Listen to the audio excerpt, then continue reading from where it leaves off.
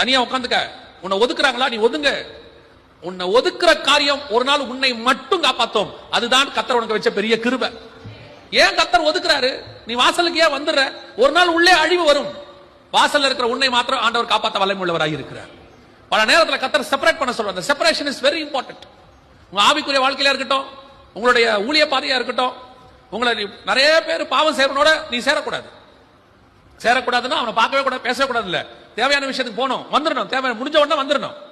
வந்துட்டு மத்த நேரத்துல போய் உட்காந்து அவங்களோட உட்காந்து அரட்டை அடிக்கிறது, எல்லா வேலையும் பண்றது. அப்புறம் அவன் பண்ற ஜோக்கில் நம்மளும் ரெண்டு சேர்ந்துக்கிறது. நம்ம அங்க பேச மாட்டோம், அதை கொண்டு வந்து நம்ம இங்க பேசுவோம். நான் ஒரு இடத்துக்கு போனேன்னா அவங்க ஒரு ஜோக் சொன்னாங்களா, அப்படி வந்து எங்க சொல்லிட்டு இருப்பான்?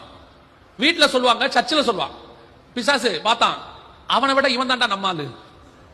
ஏன்? அவனாவது வெறும் பாவிகள் மத்தியில பேசினவன், இவன் வெறும் பரிசுத்தவான்கள் மத்தியில நம்மளை பத்தி பேசிட்டு இருக்கான். இன்னைக்கு அதுதான் நடக்குது. ஏன் என்னால ஜெயிக்க முடியல? நீ நடுவுல போய் உட்காந்துக்கிற. கொஞ்சம் உன்னை செப்பரேட் பண்ணு. அந்த செப்பரேட் பண்ணும்போது நீ சில காரியங்களை உலக பிரகாரமா இழக்கத்தான் நேரிடும்.